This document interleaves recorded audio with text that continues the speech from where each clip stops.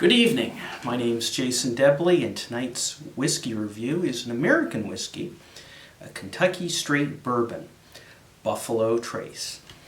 So we have it right here. Buffalo Trace is made by the Distillery of the same name, and it's 45% alcohol by volume and not terribly expensive. In Canada it was around $40. In the US you can get this anywhere between about $25 to $30. And we'll talk about value for money, whether it's really worth the price after. It has gotten fairly good praise in the past. I haven't had it in a long time, but I bought a bottle, partly because I've been spending so much money. I got a golf membership and I bought golf clubs, and it's just, I hemorrhage money. So you can never be too rich or too thin, and I'll never have those problems. But anyway, I bought Buffalo Trace because of the price. So we're going to check it out. What else can I tell you? Mashbill. This bourbon, it tastes like it has a lot of rye in it, and it doesn't. I think the rye content in the Mashbill, and the Mashbill is open to speculation, but they estimate, from what I've read online, like 15%. And then there's corn for around 10%.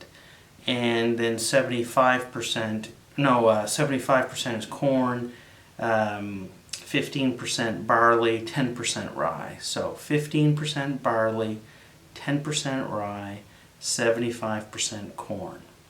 I would have guessed this would have been like 50% rye and the rest made up of corn and the other.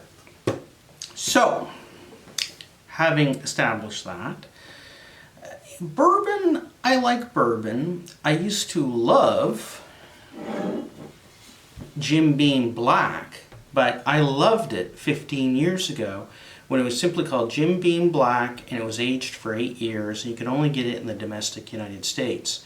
What they exported to Canada and Europe was not as great an age statement. It wasn't as good.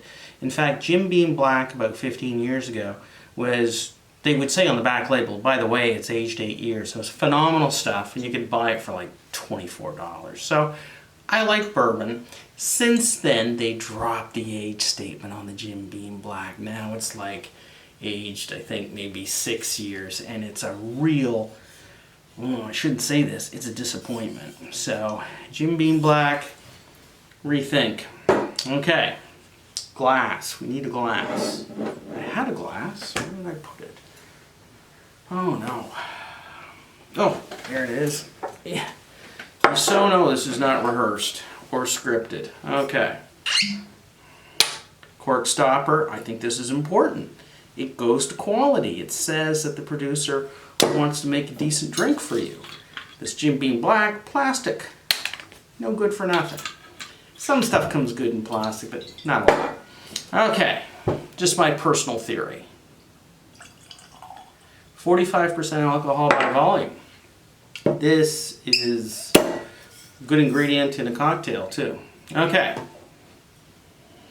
So 75% corn, 10% rye, 15% barley approximately. Nobody knows Mashbill for sure because that's really proprietary information unless the distillery wants to put it on their website, which Buffalo Trace have not done.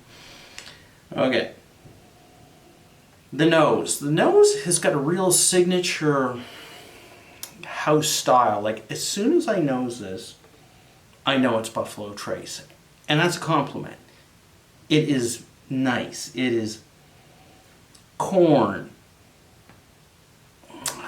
good oak, melted caramel and butter.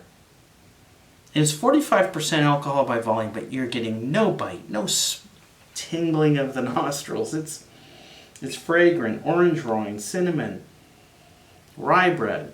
So the reason I go on about the nose or the aroma is because sometimes it foreshadows what you're going to taste on the palate. And we'll go there now. And this is undiluted. I didn't add water.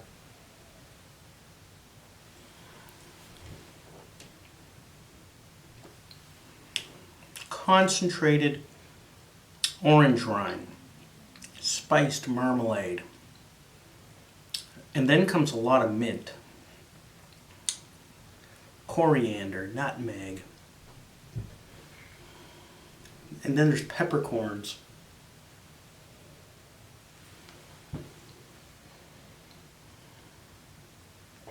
It's a robust bourbon, but you can drink it straight. You don't need water. I prefer this without water. The finish, it's like a big crusty slice of rye bread. Grassy, mint. A lot of mint on the finish. Cinnamon sticks, ginger.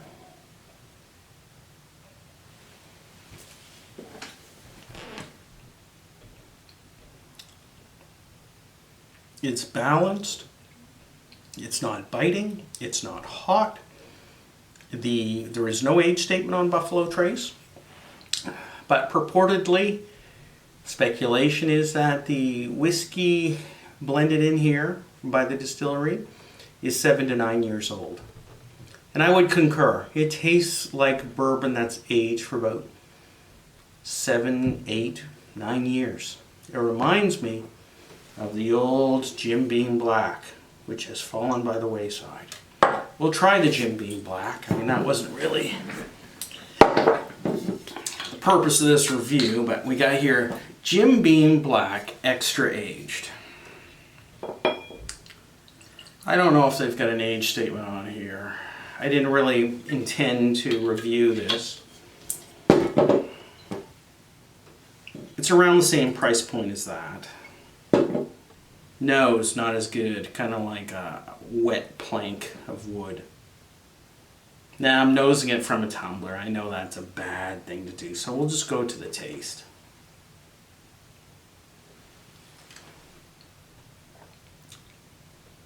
Young. Not horrible. This is better for mix. Anyway, I'm not even going to review this. I don't recommend this. Back to where we started, Buffalo Trace. Do I recommend it? Yes. I think it would be really good in a mixed drink too. It'd give a lot of oomph to a mixed drink. And I think using good bourbon in mixed drinks is a wise thing to do. It really brings out, like in a sidecar or, you know, a Manhattan, good bourbon, highly recommended. There are really no drawbacks to Buffalo Trace. It's not too expensive. For the price point, you are getting huge value for money. And the only negative thing I could say is not really a negative, because for the price, it's delivering great value. It is not an overly complex dram, but there are no overly complex drams at this price point. It works, highly recommended.